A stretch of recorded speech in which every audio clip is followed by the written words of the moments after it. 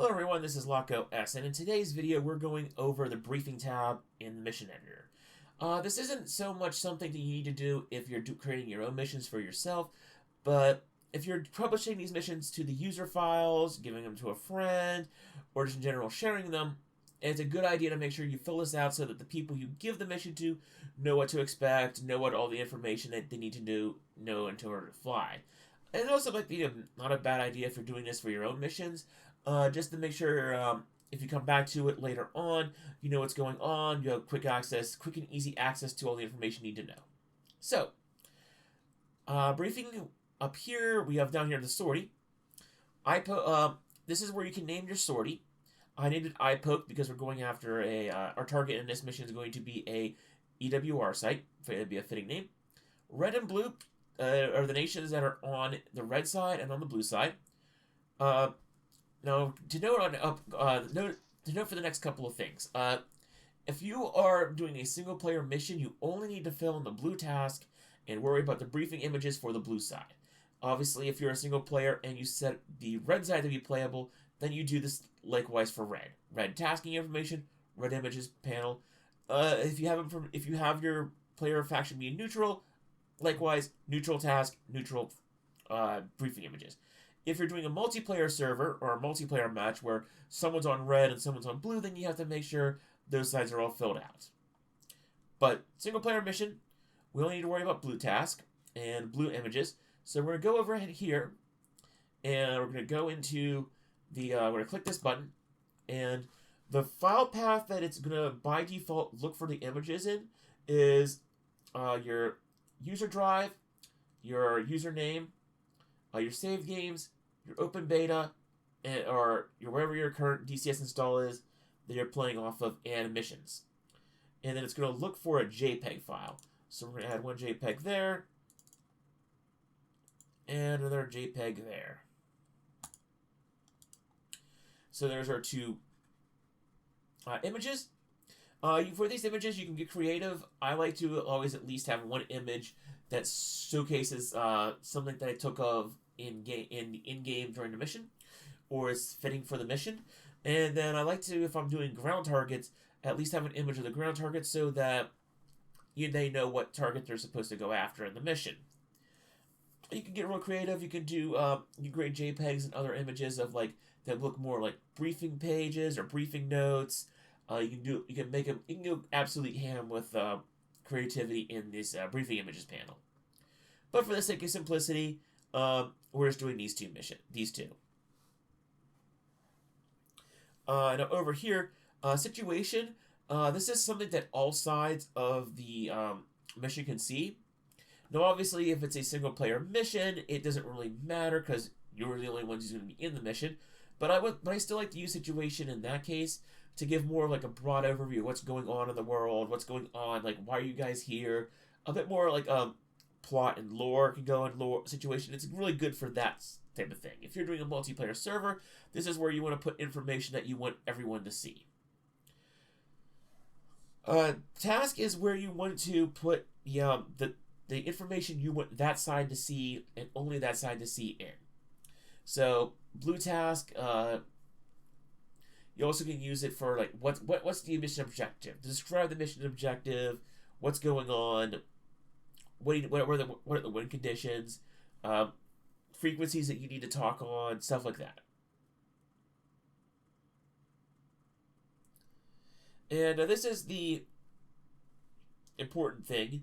The mission briefing, the game, automatically generates the following information in the briefing, so you don't have to worry about telling the players this. The mission start time, the amount of fuel in pounds that the aircraft has, the weapons that you're by default equipped with. Now, this doesn't stop, obviously, the player from equipping their own weapons. If they're starting from if they're on a ground start at an air base, they can equip their own weapons, but this is the default loadout. Known threats. Known threats basically are, there's ways to adjust the known threats in the game. This basically is what threats are in the game that the player may face. Known allied units are basically allied units. that that you obviously know exist. So in this case, I'll close the briefing images panel.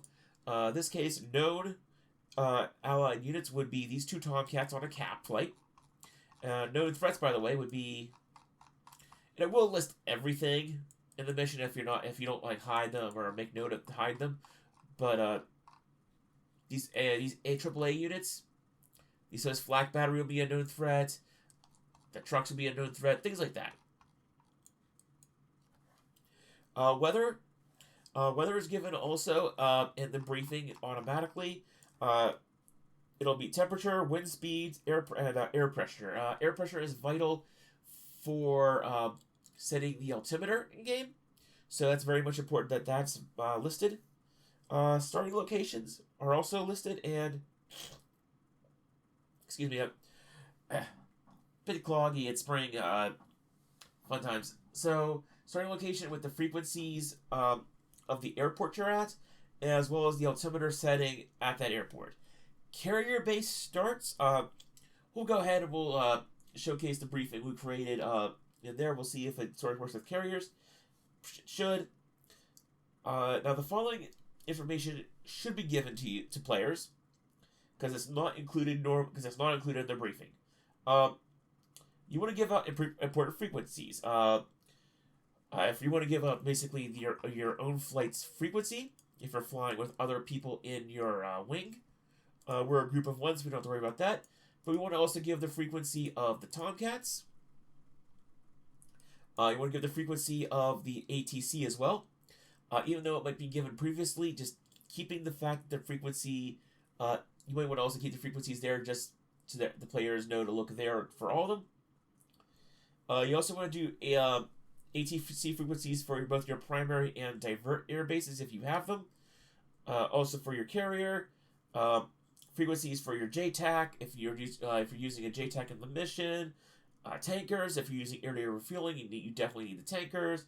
AWACS if you want to use AWACS, frequencies for them, stuff like that. Also, in fact, I should probably bring this up.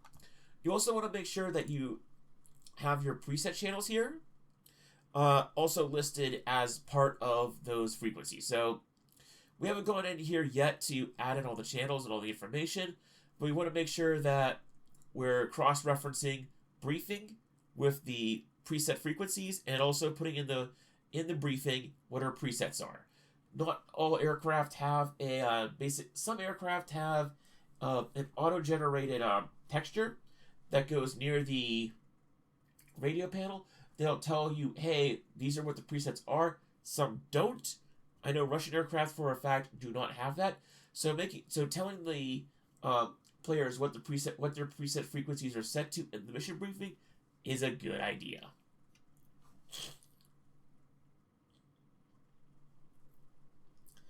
Waypoint descriptions are also useful.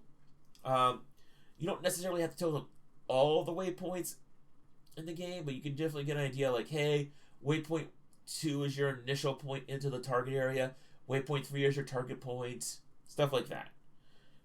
You also want to mention TACAN, ADF, ILS, and ICLS frequencies. These are navigation systems. I will talk, if I haven't already made videos about them, I will be making videos on what those navigation systems are, but you want to make sure that any of those frequencies and channels are mentioned in the briefing so that your players know what to set in their aircraft. Otherwise, they will be flying literally blind, not knowing what that information is. You might also want to mention possible threats. If the known threats aren't, if you don't want to have known threats pop up, you could probably also then tell your players, oh hey, there might be this also. This might also happen. You could also have it where the known threat page could basically be something that like the list of all possible threats, but then have the possible threats be like, okay, but you're likely to face this. You're likely to face this. If this doesn't happen, you could face this. But you don't have to say all the threats either. You could always keep a surprise. Like, I could totally sneak in a man-pads down there near the target, and if I hide them from the mission so they don't appear in the briefing, you can have a surprise threat. Well, they're always fun for the mission maker to add. They're not fun. There's only fun sometimes for the actual player. And then special aircraft settings. Sometimes it might be a good idea to let the player know, like, hey, I removed the ACM panel. Hey, I've disabled night vision for this. Usually, if you ever have aircraft with ripple, single settings, or laser codes, I would also include them there. They can look them up in the knee pad briefings, because that's how you also change them. But you can also probably put that in the briefing to let them know. That's pretty much it for the briefing page in the mission. Again, you don't have to be super extensive with the information. The key parts about information you want to make sure you add in are radio channels, what the radio channels are, what the presets for those channels are. You want to make sure you give them information on what they're supposed to do for their tasking, like what are the mission objectives for success and failure. You also want to make sure that, again, navigational information like TACAN frequencies and channels and stuff are also listed, just so they know when they start up their aircraft and when they're doing a mission, what to put into the aircraft to actually navigate back to home base or onto the deck. So, in that case, that covers everything for navigation. So with that all being said, this is Loco S signing out.